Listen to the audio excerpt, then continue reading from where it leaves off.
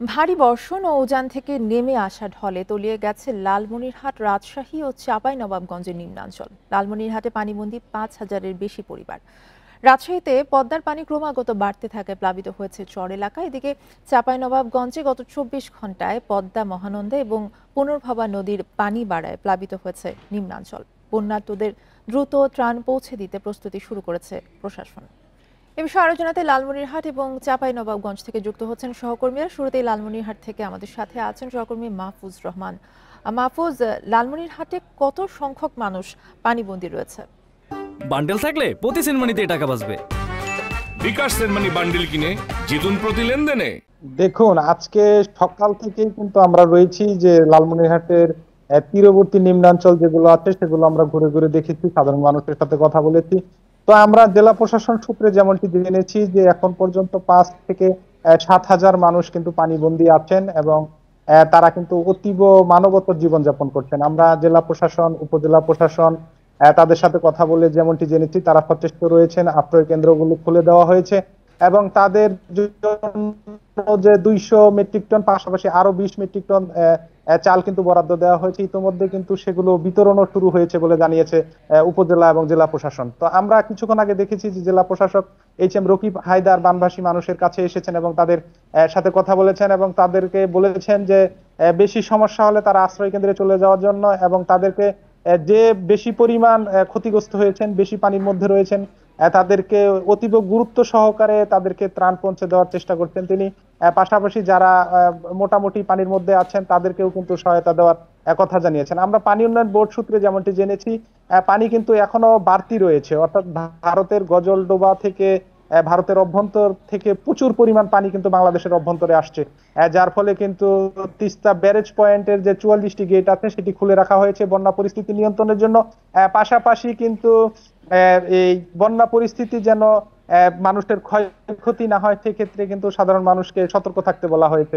আমরা যদি আরেকটু বিষয় বলি যে বানভাসী মানুষ, তাদের সাথে কথা বলে যেমনটি জেনেছি তারা কিন্তু তাদের যে গবাদি পশু আছে পাশাপাশি তারা কিন্তু সকাল থেকে অনেক পরিবারে রান্না হয়নি, তারা বাজার থেকে বা পার্শ্ববর্তী উঁচু স্থানে গিয়ে রান্না বান্না করে জীবন চালাচ্ছেন। তো সব মিলে দেখছি যে ক্রমেই কিন্তু যে বানভাসী মানুষের দুর্ভোগ কিন্তু চরমে উঠছে এবং পানিও কিন্তু ঊর্ধ্বগতি আছে। সব মিলে সন্ধ্যার পরে পানি উন্নয়ন বোর্ড জানাতে পারবে আসলে যে পানি কি ধীর গতি হবে কিনা বা পানি বাড়বে কিনা। তো এই ছিল আমার কাছে লালমনিরহাট থেকে সর্বশেষ। মাহফুজ থাকবেন আমাদের সাথে। চাঁপাইনবাবগঞ্জের খবর জানবো সহকর্মী ফয়সাল মাহমুদের কাছ থেকে। ফয়সাল, যারা কবলিত রয়েছে, পানিবন্দী মানুষ রয়েছে, তারা কি ত্রাণ পেয়েছেন? দেখুন, চাঁপাইনবাবগঞ্জে তিনটি নদী থাকলেও মূলত আসলে পদ্মা নদীতে যে পানির স্তর, পানির সমতল সেটি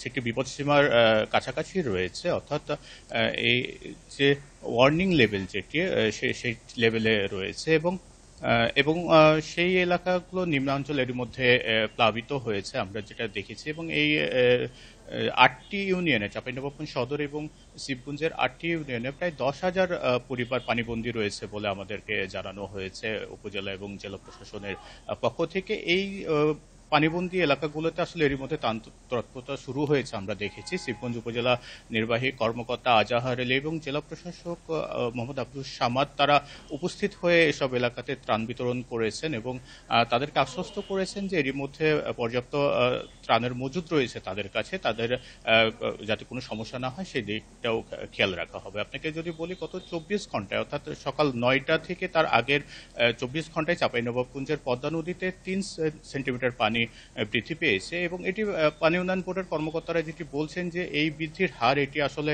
আতঙ্কিত হওয়ার মতো কিছু নয়। হয়তো আর একদিন পানি বৃদ্ধি অব্যাহত থাকবে এবং তারপরে 2 দিন স্থিতিশীল থাকার পরে পানি কমতে শুরু করবে। সেক্ষেত্রে বন্যা পরিস্থিতি খুব খারাপ হবে এমনটা তারা মনে করছেন। আপনাকে যদি বলি যে চাঁপাইনবাবগঞ্জে যিনি পানি উন্নয়ন বোর্ডের নির্বাহী প্রকৌশলী রয়েছেন এস.এম. আহসান হাবিব, সকালে আমরা তার সঙ্গে কথা বলেছি। তিনি আমাদেরকে স্পষ্ট করে বলেছেন যে গত 24 ঘন্টাতে যে পানি বেড়েছে সেটি আসলে একটি স্বাভাবিক প্রক্রিয়া এবং এই স্বাভাবিক প্রক্রিয়া এটিকে আসলে আতঙ্কিত হওয়ার কিছু নেই। তার যেটা বলছেন যে নিম্নাঞ্চল প্লাবিত হয়েছে, তবে মূল যে ভূখণ্ড নদী পারে সে ভূখণ্ডে এখনো পানি উঠেনি এবং এই এইবারে আসলে এই পানি ভূখণ্ডতে পানি আসবে না বলেই আমাদেরকে জানিয়েছেন। পানি উন্নয়ন বোর্ডের যে বন্যা পূর্বাভাস এবং সতর্কীকরণ কেন্দ্র রয়েছে সেখান থেকেও আসলে আমাদেরকে জানানো হয়েছে যে আজ পর্যন্ত পদ্মাতে পানি বাড়বে, এরপরে 2 দিন স্থিতি থাকার পরে পানি কমতে শুরু করবে। সব মিলিয়ে আসলে নিম্নাঞ্চল প্লাবিত হলেও পানি উন্নয়ন বোর্ডের কর্মকর্তারা বলছেন যে বড় বন্যার আসলে শঙ্কা নেই চাঁপাইনবাবগঞ্জে এবং জি আতঙ্কিত না হওয়ার জন্য অনুরোধ করেছেন জি নদী তীরবর্তী লালমনিরহাট এবং চাঁপাইনবাবগঞ্জ থেকে জানাচ্ছিলেন সহকর্মীরা।